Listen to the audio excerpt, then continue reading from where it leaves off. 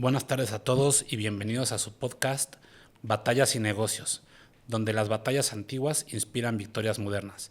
Yo soy Diego García Infante, CEO de RD Impulsora de Negocios, y hoy estoy acompañado, como siempre, de mi compañera Penélope Niebla, listos para volver al campo de batalla, ¿no? Salir de las salas de juntas, salir de las oficinas e irnos de nuevo a alguna batalla de la antigüedad. Pen. Pues muy emocionada, Diego, como siempre, y en esta ocasión, en donde pues, nos encanta desempolvar esos saberes milenarios y esas estrategias del pasado para traerlas a los campos de batalla de hoy en día, pues porque lo podemos abordar ahorita, nos pueden estar oyendo mientras están manejando, de vuelta a casa, o es jueves también. Los jueves las personas también salen a festejar algo y todo. ¿Por qué no buscar esos trayectos para tomar un poco de conocimiento que nos puede servir el lunes para iniciar una de esas estrategias en el negocio, Así en el es. proyecto que tenemos hoy en día? Y bueno, pues Así es, Ben. empecemos porque hoy nos toca Arsuf. Arsuf. Así es, mis queridos guerreros y estrategas. El día de hoy vamos a tratar, vamos a seguir en la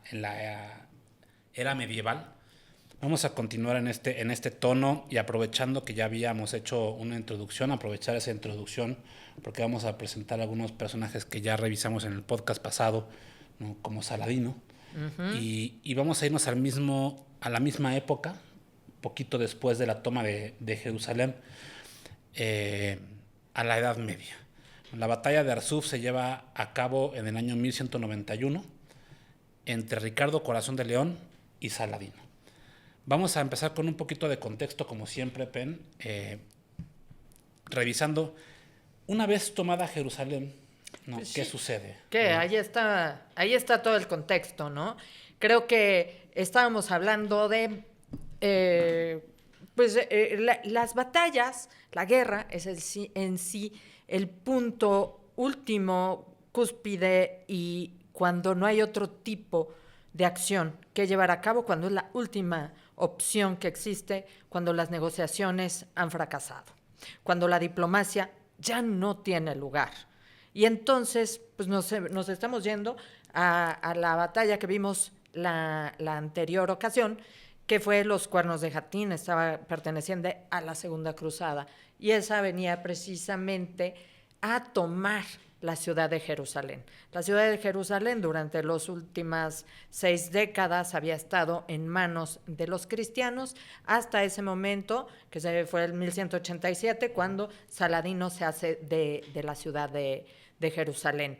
Y pues el Un Papa... poco más de 6 décadas, casi 10 décadas, porque la toman los está... católicos en el 1099, en Y la a primera partir cruzada. de ese momento se había constituido como ciertamente todas las ciudades alrededor, como en reinos medievales, Es correcto. en reinos Entonces feudales. debemos de entender que una vez terminada esta batalla es cuando se da por terminada la segunda cruzada. Y hoy vamos a situarnos en la tercera cruzada. Que Donde los probablemente mandan a recuperarla. que esta es la cruzada más famosa, ¿no? Probablemente ustedes nunca habían oído de la segunda, la primera, la tercera. Porque la tercera tiene a los personajes más famosos. Sí, Definitivamente, sin duda. probablemente el personaje más famoso de las cruzadas y de la era medieval es para muchos Ricardo Corazón de León. Es el personaje por excelencia de las cruzadas para mucha gente. Y a esa cruzada llega un personaje que había tenido una gran relevancia durante la Edad Media, pero que muere antes Federico. de iniciarlo, Federico Barbarroja. Y la historia de Federico Barbarroja es bastante interesante. Sí, En alguna otra ocasión podremos hablar de Federico Barbarroja. Creo que vale la pena. El Sacro emperador Imperio Romano, ajá, Germánico, ¿sí? romano-germánico, sí. Romano-germánico, tuvo ahí sus males entendidos con los papas y tomó Roma y era un tipo de armas tomar, ¿no? Podemos decir que es prácticamente el fundador de la Germania actual, porque Sí, antes de eso eran también, una vez más, pueblos o estados independientes y él forma lo que es el Sacro Imperio Romano Germánico. Y que él se adelanta, en cuanto mandan llamar para esta nueva cruzada, él se adelanta Era el y ejército más grande. llega a Turquía, Anatolia en ese momento, y cruzando un río. El río estaba muy caudaloso, aparentemente cae de su caballo y pues si ustedes se pueden imaginar lo pesado de esa armadura, él iba armado completamente y aparentemente se fue al fondo. Es un pequeño misterio de la También historia. ¿Qué le pasó también a Federico Barbarossa? hay mucho misterio y mucha Sí. mistificación alrededor de todos Pero el caso estos es que no personajes. llegó. Pero se murió. El caso es que no llegó, es correcto. Después tenemos los tres grandes reinos católicos responden, y esta vez los reyes, ¿no? Porque en cruzadas anteriores habían sido príncipes, habían sido duques los que habían respondido. Por ejemplo, en la primera, Godofredo de Buñón no es un rey, ¿no? Hay que destacarlo, que es el que liderea la primera cruzada. La segunda cruzada, pues sí es liderada por Guy de Lusignan, que sí es el rey de Jerusalén. Pero en la tercera cruzada van los tres grandes reinos católicos, que es Inglaterra, Francia y el Sacro Imperio Romano Germánico. Así es. Felipe II, rey de Francia. Felipe II, sí, rey de Francia, y Ricardo Corazón de León, el hijo de Leonor de Aquitania, que bueno, después Leonor de Aquitania tiene una historia interesante. Sí, creo que como personaje principal de la segunda, de la tercera cruzada y un personaje grande de la Edad Media, no podía desmerecer a la madre que tenía. Su madre estuvo involucrada también en la segunda cruzada. Ella participó de la segunda cruzada, cruzó toda Europa a caballo. ¿Por qué? Porque la habían casado en un principio, se había casado en un principio con el rey de Francia, la única mujer medieval o hasta nuestros tiempos que ha estado casada 2 veces con 2 reyes y que fue madre de 2 reyes y que con su estirpe, pues bueno, todas las monarquías tuvieron también descendencia de Leonor de Aquitania. Leonor de Aquitania, madre de Ricardo Corazón de León, antes había tenido 2 hijas con el rey de Francia y se divorcia de él. ¿Por qué? Porque era muy aburrido. Era un cuate muy aburrido y ella pues lo había llevado a tener todos los territorios que tenía, que en ese momento pues era toda Occitania, el reino de Aquitania era la parte occidental de Francia. Y bueno, era rica, poderosa, inteligente, culta. Llevó después a Inglaterra los cubiertos cuando ellos comían con las manos. Y pues la verdad es que era una mujer muy libre. Y este hombre pues se volvió, ustedes lo pueden ver en el Santoral, Luis Rey, es San Luis Rey de Francia. Así era de aburrido. De aburrido tipo y aburrido. De santo. Cualquier santo es aburrido. No, hombre, pues sí, tú te puedes imaginar, y esa mujer a un lado de ese santo que todo era pecado. No, es cierto. A mí me gusta mucho San Benito, San Agustín, me gusta leer a San Agustín. Sí, pero Leonor no. No, ella dijo no. Estos reyes aburridos, pues no, Leonor no le gustaba. Ella era una tipa divertida. ¿Divertida? ¿Con quién se casó? Pues se casó. Después? Dijo, yo me voy con alguien más divertido, pasional, que fue el papá de Ricardo impresionante. Aquí sí, las flores se abren y todo. No, bárbara. Y se casa con Enrique II. Enrique II, que gana entonces los territorios que tenía en Inglaterra y, por supuesto, Poitiers y Aquitania y encima de todo Normandía. Pero a ver, entonces Leonor de Aquitania es un personaje bastante interesante. 8 hijos le dio al otro, pues es que era muy fogoso. Y déjame decirte que mucha de esa pasión que tenía Leonor de Aquitania se la transmite sin duda alguna a su hijo, a Ricardo Corazón al favorito. de León. Ricardo Corazón de León, pudiéramos decir que es lo más parecido al rey Arturo, desde mi punto de vista. O sea, si pudiéramos personificar al rey Arturo, aunque algún día a lo mejor sí... Eran los tiempos. Sí. Eran los tiempos, justo. Para muchos muy también el mención. rey Arturo, un mito, también es un tema de debate interesante. El rey Arturo, si tenemos los comentarios suficientes, con todo gusto podemos hablar del rey Arturo. Pero bueno, para mi gusto, el rey Ricardo Corazón de León es lo más parecido que tienes a los ideales del rey Arturo.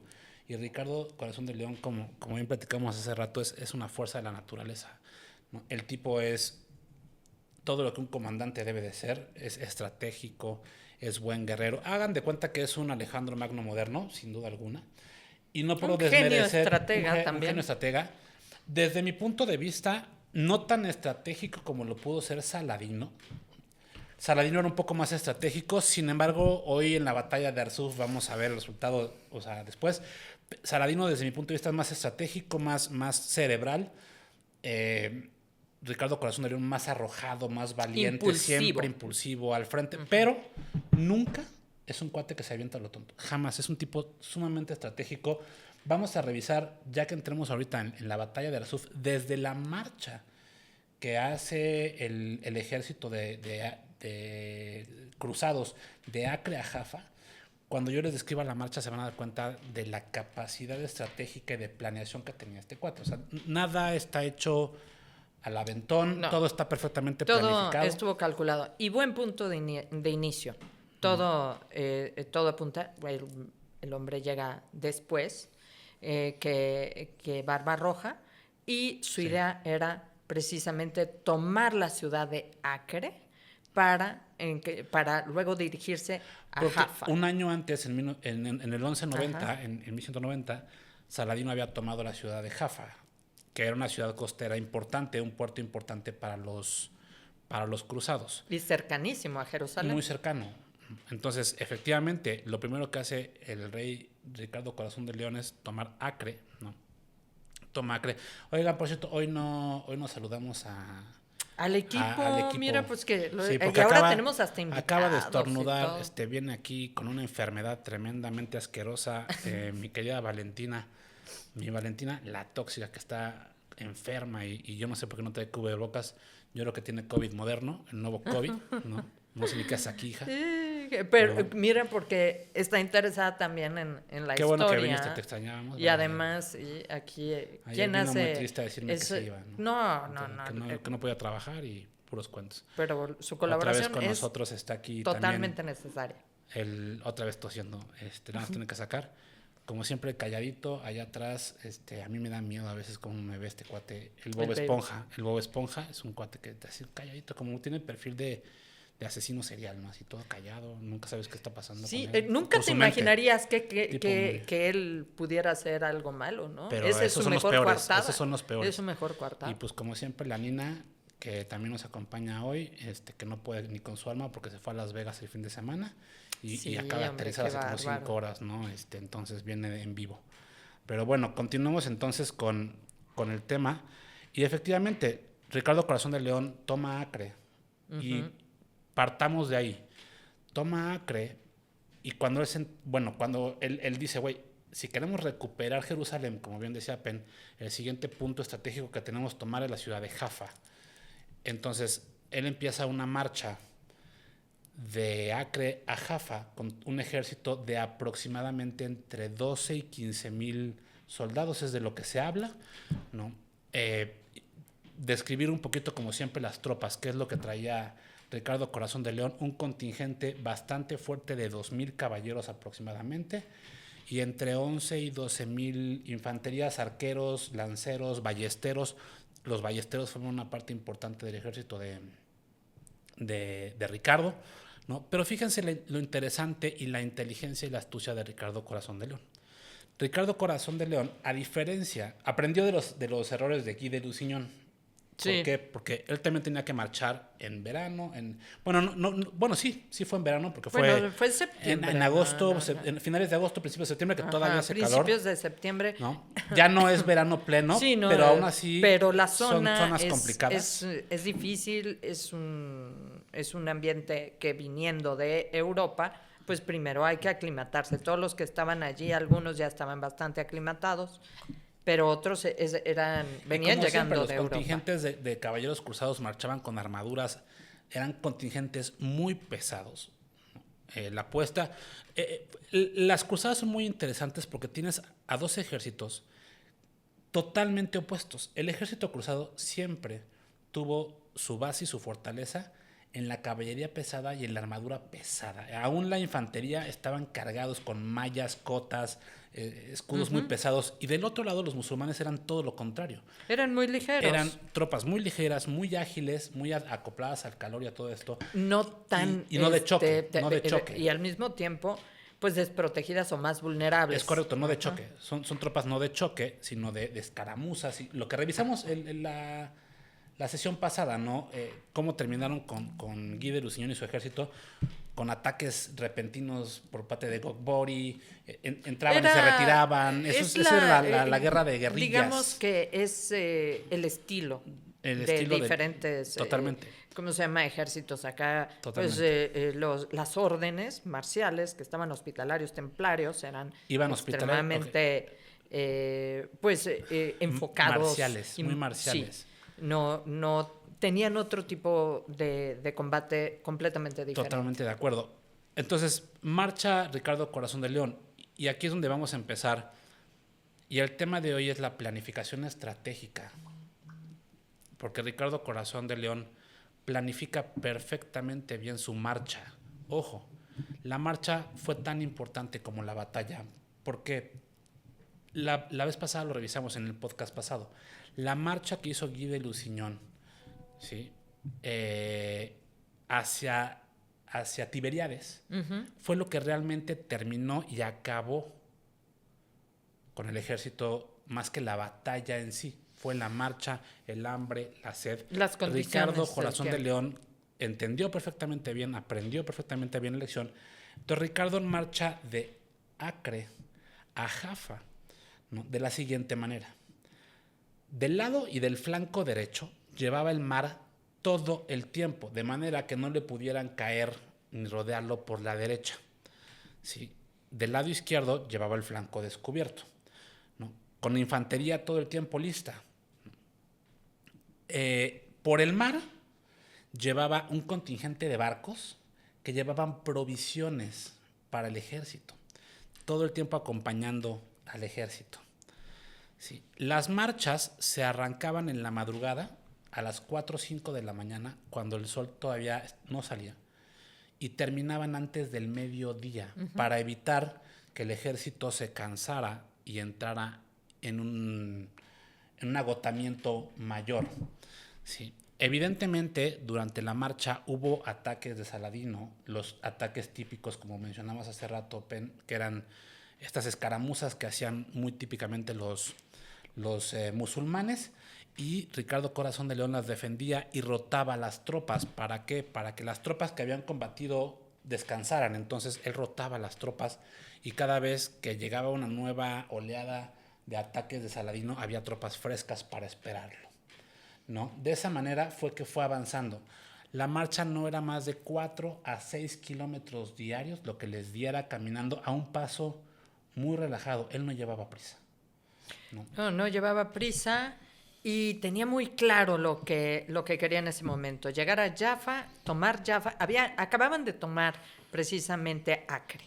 En Acre lo abandona el rey de Francia por diferencias que tienen. Se caían bastante mal. Se caían mal, tenían una relación tensa. Obviamente, Ricardo tenía muchísimos territorios y muchísimo poder en Francia, aunque tengamos claro una cosa: Ricardo fue 10 años monarca, y en esos 10 años más o menos estuvo 6 meses en la isla. Todo el tiempo fue un rey guerrero, un rey combatiente, un rey que estuvo fuera de sus territorios. Y en ese momento, pues, lo que sucedía en Europa era, por un lado, el rey de Francia, una vez que toman Acre, dice: pues mucho gusto, pero yo me regreso, yo no te sigo en esta, lo deja solo.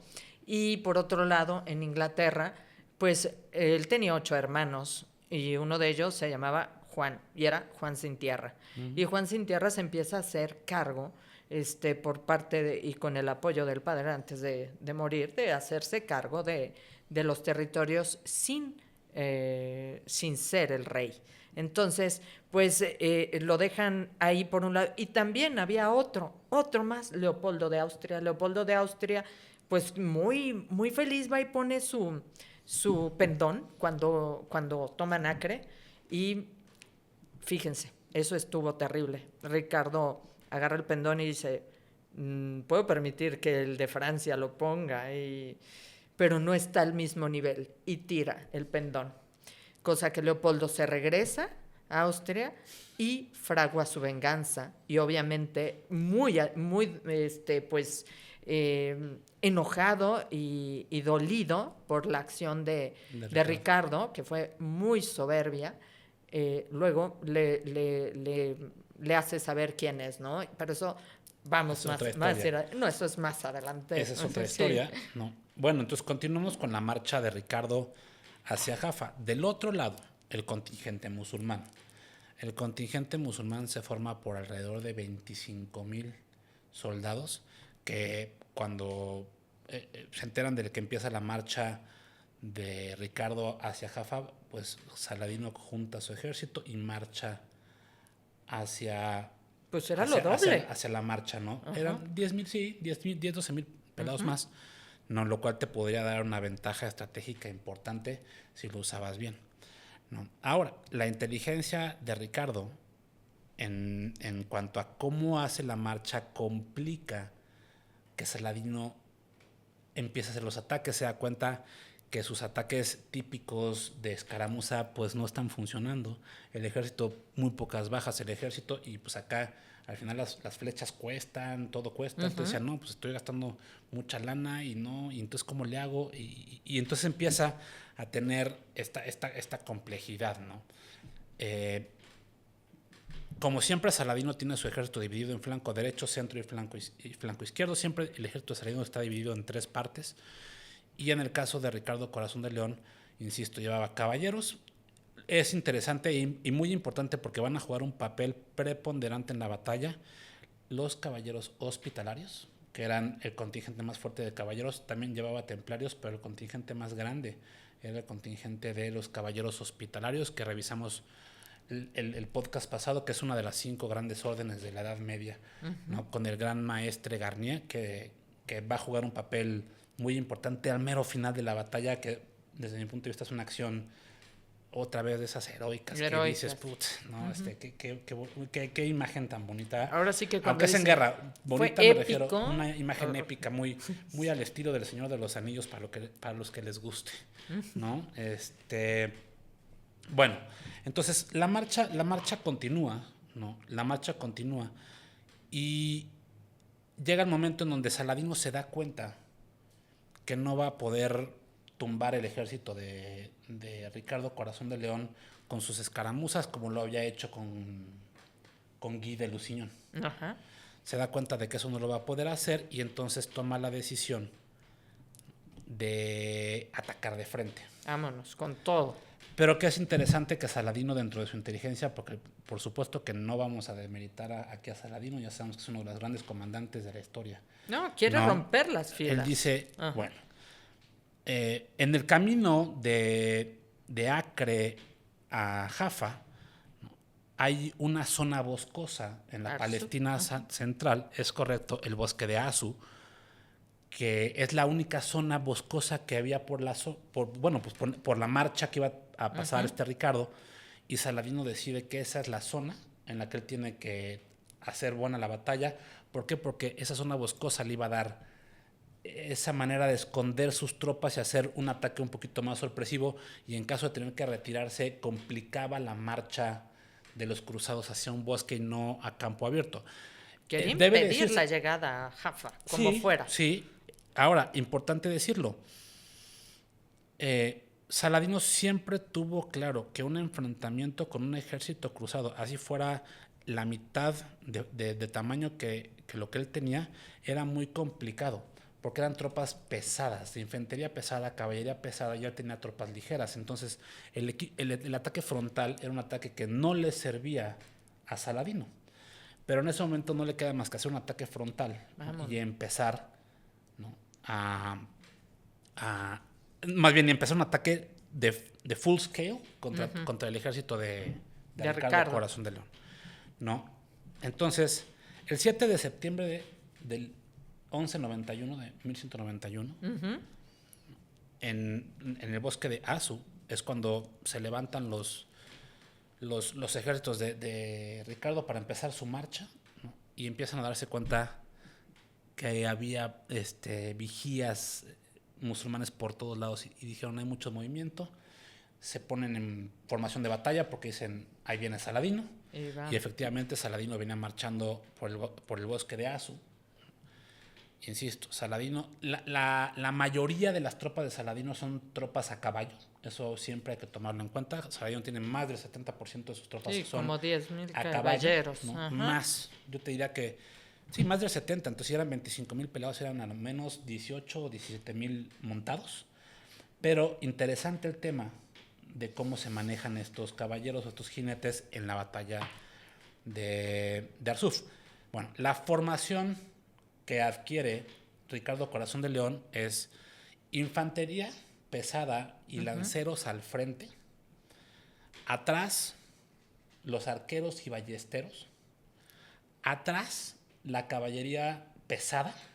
Y a los flancos tenía un poco de caballería también. Y atrás estaba Ricardo Corazón de León con todo el contingente de caballería pesada, que mayoritariamente eran los caballeros hospitalarios. ¿Ok? Entonces, el ataque de Saladino comienza con un hostigamiento a través de flechas, como era totalmente predecible por parte de los musulmanes. Pero cosa interesante, para aumentar la velocidad del ataque, la mayoría de los jinetes de Saladino desmontan, porque los jinetes de Saladino tenían dos arcos. Tenían el arco que se usaba a caballo, que es un arco un poco más largo, y el arco pequeño o ligero, que le llamaban, que es el arco que se usaba a pie. Ese arco permitía disparar mucho más rápido que el arco a caballo. Entonces, si lo que iban a hacer era estar hostigando a las tropas de Saladino, desmontan muchos de los caballeros de Saladino y empiezan a disparar, ¿no? Ricardo Corazón de León concentra todos sus esfuerzos en que no se rompan las filas. Sí, Entonces, y además ¿no? cuando se habla de que alguien es marcial, no va a desobedecer una orden por mucho que pase. Y aguantan Y entonces, y Ricardo jamás da la orden. no, Hasta... no, pero espérate, no te me hasta- adelantes tanto. Porque apenas vamos empezando, Penélope ya iba a acabar la batalla. Espérenme tantito porque todavía falta bastante. Entonces, ahí les va. Regresamos al punto donde están hostigando a las tropas y es una masacre. Realmente es ver por parte de todos los caballeros que estaban en la retaguardia cómo caían y caían y caían tropas pues por las flechas, las tropas aguantando estoicas, sin moverse, sin la orden. Ricardo Corazón de León esperando. Lo que quería Saladino evidentemente era que rompieran filas y se vinieran en desbandada a atacarlo. Y entonces él tendría los contingentes como individuales más fáciles para arrasarlos, cosa que no sucede, ¿no? Entonces, lo que sucede es que los caballeros de Saladino vuelven a montar a caballo y avientan una carga de caballería frontal. Que no sé si fue la mejor idea por parte de Saladino. ¿Por qué? Porque la infantería era una infantería pesada con lanceros. Entonces el choque con la infantería pesada hace que los caballos evidentemente pierdan la batalla en ese sentido. Las infanterías aguantan la carga de Saladino. Pero una vez más, de pronto si ustedes se imaginan esta batalla, empieza a ser un poco desesperante ver que Ricardo no da la orden a las caballerías de atacar. Las infanterías defienden bastante bien. Por supuesto que del lado de Ricardo Corazón de León también hay arqueros y también estaban disparando y también había bajas del lado de los musulmanes, ¿no? Y el ver cómo las infanterías aguantaban y aguantaban y aguantaban y aguantaban, pues los caballeros de Saladino se baten otra vez en retirada para reorganizarse otra vez. Cuando se baten en retirada, la apuesta de Saladino era: se van a venir atrás de nosotros, y las tropas de Ricardo Corazón de León mantienen la posición. Una vez mantenida la posición, sí, otra vez empiezan los ataques por parte de Saladino y de sus tropas, otra vez a lanzar flechas y flechas y flechas, y parecía que no se acababan las flechas del lado de Saladino, y otra vez la infantería a morir. Caían y caían soldados, ¿no? Y aquí es donde entra otra parte de negocios que a mí me parece muy interesante. Hablábamos de la planificación por parte de Ricardo en cuanto a la marcha y en cuanto a lo que venía haciendo bien. Sin embargo, otra de las capacidades importantes de los líderes en el campo de batalla es la capacidad de toma de decisión en momentos ríspidos. Lo hemos hablado en otros podcasts. Pues yo creo que ¿no? sí, ¿no? O sea, la flexibilidad, las condiciones cambian. Hemos visto en diferentes batallas cómo las condiciones acerca del tiempo, del clima, de algún movimiento distinto, hacen que alguien como un genio de estratega pueda adaptarse a Usar esas eso a su favor. condiciones y usarlo a su favor exactamente. Ahora, Y bueno, eso es lo que se esperaba déjame decirte que aquí lo que sucede, pero de Ricardo, no tiene ¿no? nada que ver. Y fíjate, no, bueno, Ricardo se va en desbandada también, pero déjame regresarme. Entonces, este hostigamiento por parte de las tropas musulmanas, siguen muriendo las infanterías de Ricardo, y sin decir aguaba, de pronto se empieza a ver movimiento entre las tropas de los caballeros hospitalarios y empiezan a romper las filas los caballeros hospitalarios. Sí, los caballeros hospitalarios empiezan una carga frontal. Hasta hoy en día se ignora si se dio una orden o si simplemente fue la desesperación de los caballeros por ver morir a sus compañeros sin poder hacer nada. Y se desbandan los caballeros de la orden hospitalaria. Y aquí viene la parte de improvisación importante y de ir con el flujo de las acciones. Es decir, el gran maestre de la orden hospitalaria, el maestro Garnier, ordena a todos los caballeros seguir a esos caballeros que habían roto en desbandada. Es decir, en lugar de quedarse parado diciendo, no, esos güeyes ya rompieron la formación, qué güeyes, los van a... Este güey dice, aprovechemos el momento. Las tropas estaban ya tremendamente frustradas por ver cómo mataban a toda la infantería, cómo arrasaban con su propia gente, que rompen filas. El gran maestre Garnier arranca con su guardia personal y se dejan ir en desbandada todos los caballeros pesados. Por supuesto que Ricardo Corazón de León da la orden de vamos, porque era ya imposible detener lo que había pasado. Claro, estaban en una cantidad menor con respecto a Saladino y nos podemos imaginar perfectamente que después de tantos ataques, pues de pronto los hospitalarios rompen filas, van directo y atacan por uno de los flancos. ¿Qué es lo que hace Ricardo Corazón en ese momento? Existe el otro flanco. Ya los ve que están golpeando y toma eso a su favor porque ve que no lo están haciendo mal, que están sumamente preparados y que lo están haciendo Estaban muy envalentonados. Además, con mucha furia. Sí. Entonces, del otro lado, pues les manda otra que precisamente la otra orden golpeara por el otro flanco. Y entonces se vio este ejército siendo golpeado por ambos flancos. Y es ¿no? Interesante porque, o sea, al final del cuento, esto te habla, bueno, a mí la imagen de los hospitalarios haciendo una carga frontal, estamos hablando, al principio lo mencionábamos, más o menos 2,000 caballeros pesados que traía Ricardo, de los cuales probablemente cerca de 1,200, 1,300 hubieran sido hospitalarios, el resto eran suyos. Ajá. Entonces, pues de pronto 1,200, 1,300 caballeros contra 20,000 que había del otro lado, 25,000, dices, oye, son bien poquitos. Es algo desmesurado. Son bien poquitos, pero la furia con la que cargan, la decisión del gran maestre Garnier de apoyar a sus tropas y la valentía, una vez más vuelves al tema de valentía, ¿no? Que demuestran los caballeros al hacer esta carga, envalentona también a las tropas que ya estaban cansadas de recibir las flechas y se dejan ir también todas las infanterías, los arqueros, los ballesteros y todos al ataque. No lo espera Saladino. Saladino no espera que se le desbanden así y que en una desbandada ataquen con tanta fiereza y con tanta exactitud. Porque al final del cuento, cuando tú tienes una desbandada, pues pierdes el orden. El ejército no lo pierde el orden. Lo que esperaba era que rompieran filas, pero cuando rompen filas realmente fue un golpe muy fuerte para el ejército de Saladino. Y pues bueno, tenía también que actuar en otro sentido, ¿no?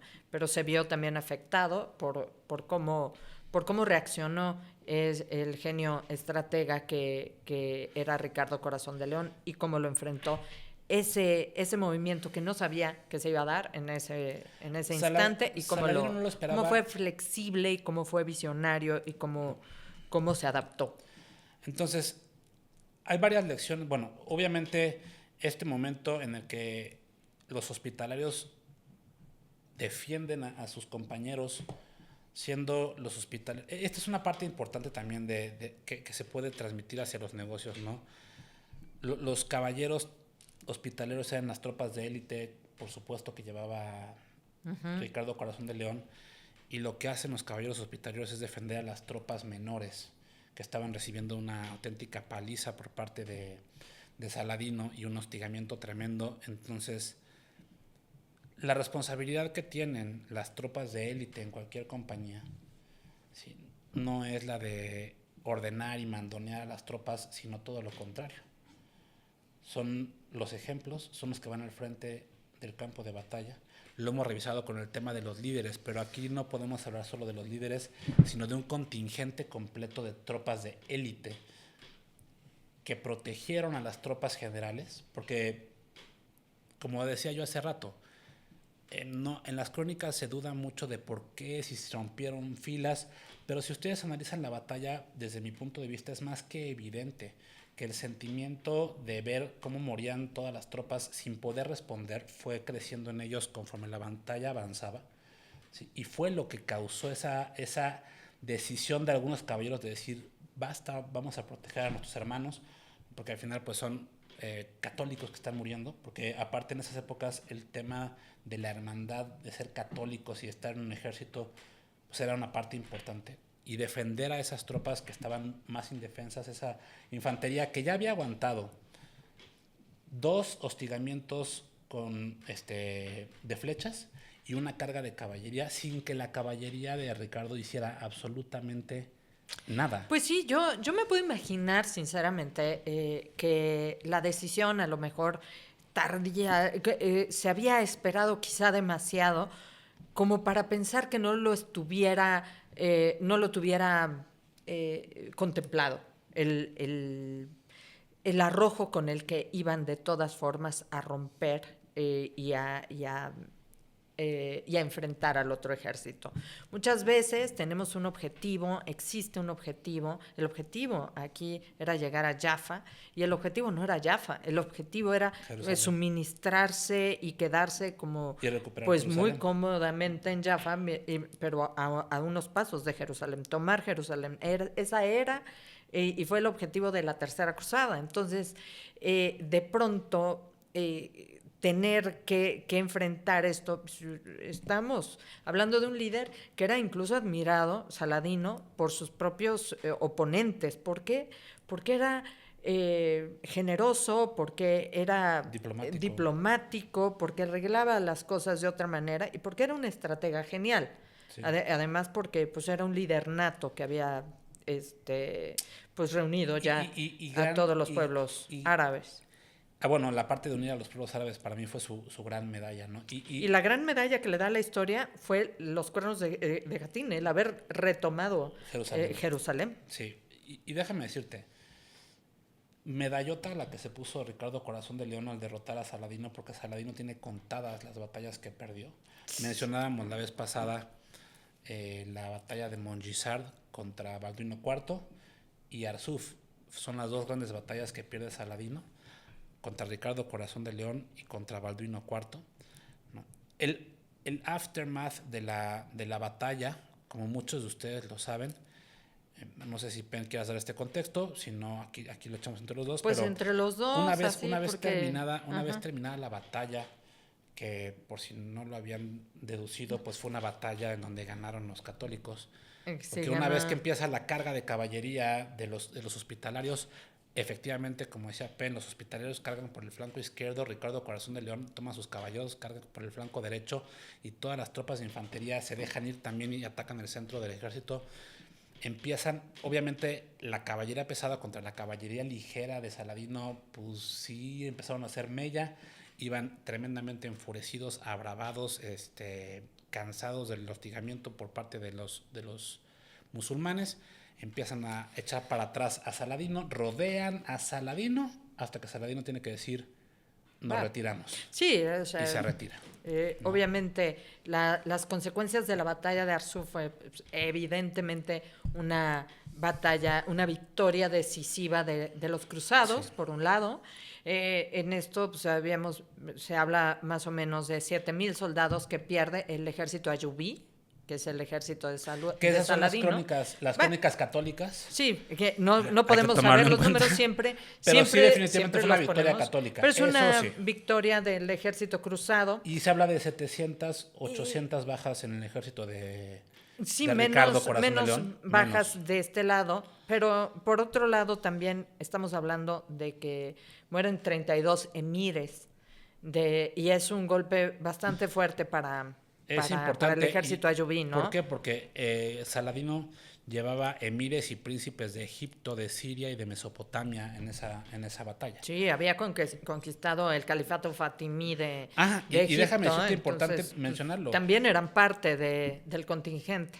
Es importante mencionar que en la batalla pasada no los mencionamos, estaban las tropas de élite de Saladino, que eran los mamelucos. Ah, bueno, pues No los mencionamos en la ese ocasión pasada, momento pero estaban en esta batalla. siempre se los quedan, mamelucos. o sea, nunca acabaríamos un podcast y de repente se nos quedan muchas cosas en el tintero, cosas que han sido todo un gusto durante la vida, ir obteniendo algunos datos que siempre van dándole más forma a las batallas y a la historia, ¿no? Otra cosa que sucedió, pues iban por Jaffa, sí, ganaron la batalla, ganaron esa batalla, iban por Jaffa, pero no obtuvieron Jaffa. Reafirmaron su ocupación en ese momento, no ocuparon Jaffa, ¿no? Entonces, ¿qué es lo que sucede ahí? Pues la negociación. Hay una negociación y tenemos de un lado dos personajes que se respetan, Sí. que se respetan como guerreros y que se respetan cada uno su inteligencia. Y esa batalla no termina en el campo de batalla, termina sobre la mesa en una negociación. Y esas negociaciones tuvieron mucho que después impactó a las tierras, a la localidad, al lugar, a la época. Se les permitió tomar Jaffa. Digamos que la joya de la corona pues la siguió manteniendo Saladino, Jerusalén, y sin embargo pues ese combate que tuvo y esa derrota que tuvo sí afectó un poco la reputación de Saladino como guerrero, ¿no? Y más adelante, al año siguiente, 1192, se logra un tratado, que son las negociaciones de Ramla, en el cual también se permite la entrada de los cristianos a Tierra Santa, a sus peregrinaciones, con toda la seguridad y el aval que tenían por parte de Saladino para poder ir a rezar a tierra y visitar los lugares santos, ¿no? Creo que en una negociación, y eso te quería preguntar, Diego, ya llevándolo a nuestros tiempos, ahí vemos que hay una negociación en donde no hay alguien que por mucho que ganara una batalla se queda con todo. Y vemos del otro lado que también obtiene cosas a partir de ese momento. Es una negociación en donde los dos obtienen lo que querían. Correcto. Ambos obtienen lo que querían, se dan la mano y lo hacen con ese respeto, crean un tratado, ¿no? Y en poco tiempo. ¿Cómo tú visualizas una negociación o cómo te ha tocado a ti como empresario, como CEO de RD, llegar a negociaciones en diversos sentidos, ¿no? A lo mejor con alguien que brinda un financiamiento a la empresa, las condiciones, todo, y por otro lado, con tus propios clientes, ¿no? Por ahí dicen una frase de obtenemos lo que sabemos negociar. ¿Y cómo lo ves tú? Que la parte de la negociación es una parte importantísima para cualquier director de una empresa. Como tú dices, no hay victorias absolutas, ¿no? O sea, no hay alguien que gane y gane todo, ¿no? La negociación se lleva a cabo siempre en las empresas. Y las personas que no están dispuestas a negociar están listas para morir. Para perder. Hablemos de las empresas que sobrevivieron la pandemia, por ejemplo, ¿no? Y yo siempre he dicho que la pandemia sobrevivieron las empresas que supieron negociar. Porque en la pandemia para muchos de nosotros significó que pues nuestros clientes o nuestros proveedores nos dijeron, oye, pues no tengo para pagar y te puedo pagar la mitad de lo que te pagaba antes o te puedo pagar una tercera parte de lo que te pagaba antes, ¿no? Y tú decidías si decirle, pues págame la tercera parte o vete a la fregada, a mí me pagas lo que me tienes que pagar o vas a ver, ¿no? Buena suerte para el que se haya puesto en esa posición, seguramente tu empresa ya está muerta, ¿no? Porque pues no supiste negociar. Es algo duro, ¿no? No También supiste negociar. hay muchos, a lo mejor egos ahí, al final, de no querer perder. Hay que saber negociar. Ajá. Las personas en un negocio que no están dispuestas a negociar no tienen más destino que morir. Nadie va a tener una victoria absoluta. Para todos mis guerreros y estrategas, hombres, el único lugar en donde no podemos negociar pues es con nuestras señoras, ¿no? Ahí sí, pues es lo que la señora diga, pues ahí no hay negociación, ahí es una toma hostil por completo.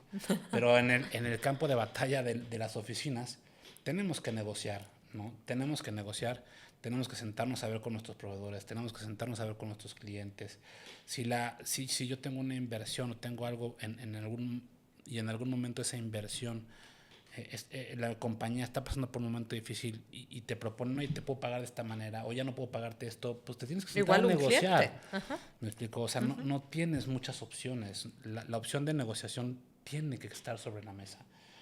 Un líder o un empresario sin capacidad de negociación, al igual que la capacidad de liderazgo que hemos platicado de ella, de la capacidad de toma de decisión, desde mi punto de vista, uno de los rasgos críticos para ser un director o un CEO, tener un alto rango en una compañía, tiene que ser la capacidad de negociación. Todo el tiempo estamos negociando cosas. Todo el tiempo. Y saber que negociar no significa obtenerlo todo. No.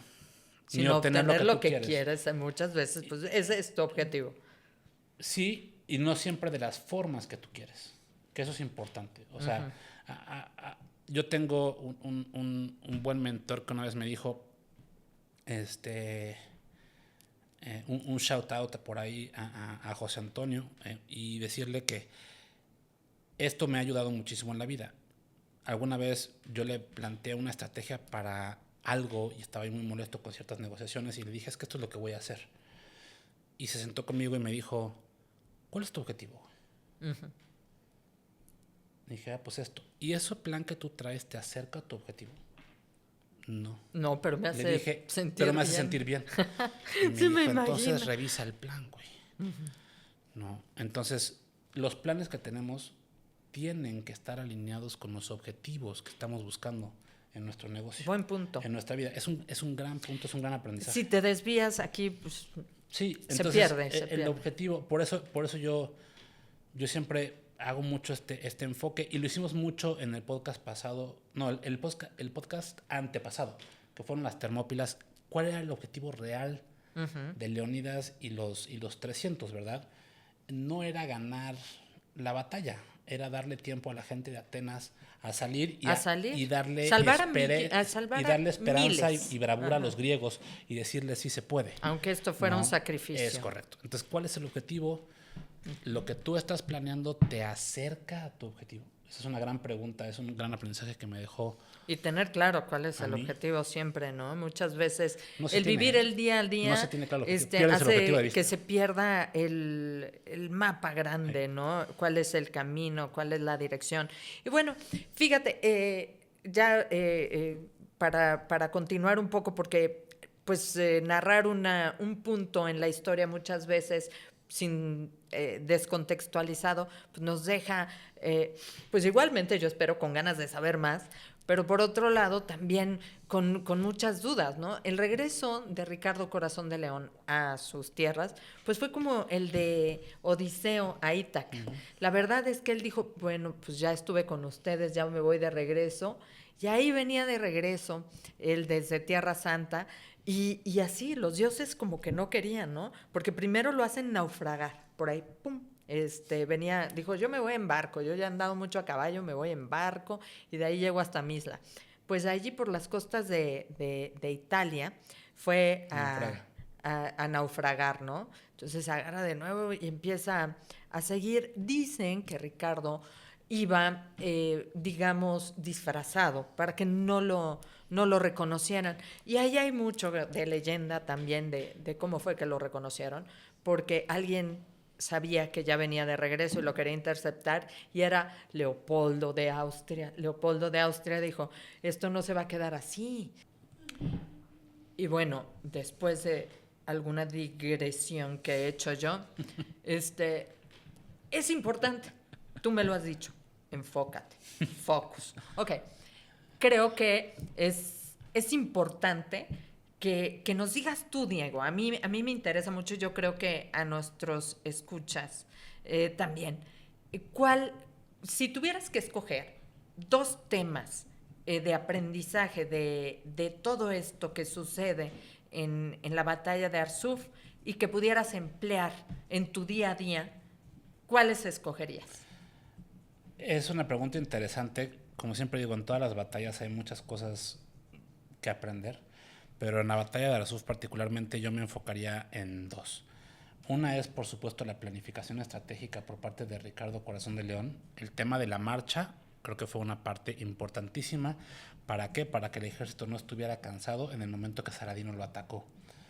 ¿Sí? Que no cometiera los mismos errores que ya había cometido Guy de Lusignan unos años antes. Entonces, la planificación estratégica por parte de Ricardo Corazón de León, de la marcha, de llevar provisiones en el mar, para mí fue sublime, ¿no? Hizo perfecta ejecución. Y 2,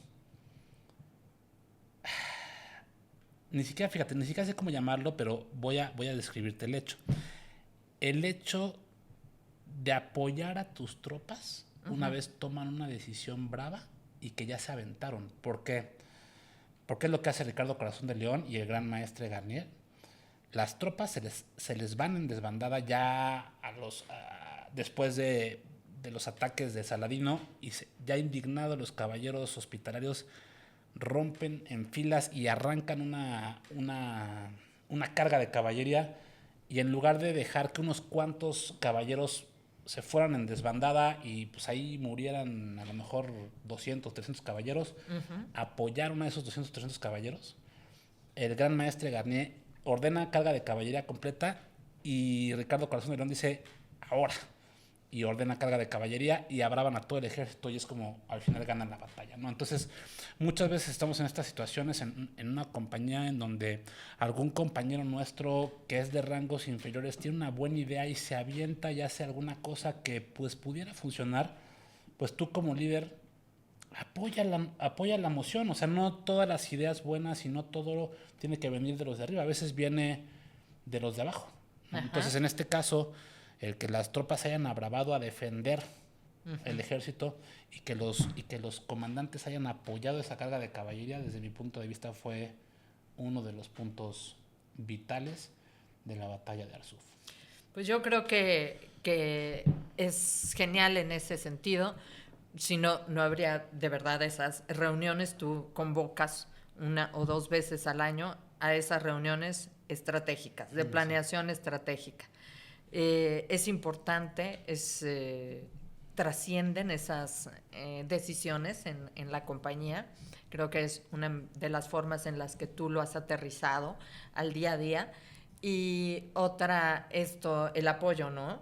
El apoyo que alguien puede sentir cuando está haciendo algo que funciona. Sí. Y creo que allí muchas veces hemos visto que hay egos que no permiten que la gente brille, y creo que eso es muy padre de un líder, ¿no? Que apoye una buena idea siempre y la lleve a un nivel más allá. Correcto. Y creo que todo líder que quiere llevar su proyecto, su negocio, su empresa al siguiente nivel, tiene que aprender eso, ¿no? Sí. De los grandes, y se aprende de ellos. Es correcto. Que está padrísimo. Pues me encanta como lo dices, Diego. Pues ese fue nuestro podcast de hoy, estimados guerreros y estrategas. Espero hayan disfrutado la batalla de hoy. buenas tardes, buenas noches o buenos días, lo que nos toque decirles, ¿no? Esto fue su podcast Batallas y Negocios. Yo fui Diego García, estuve con Pen y no se olviden que sacaremos un nuevo podcast todos los jueves.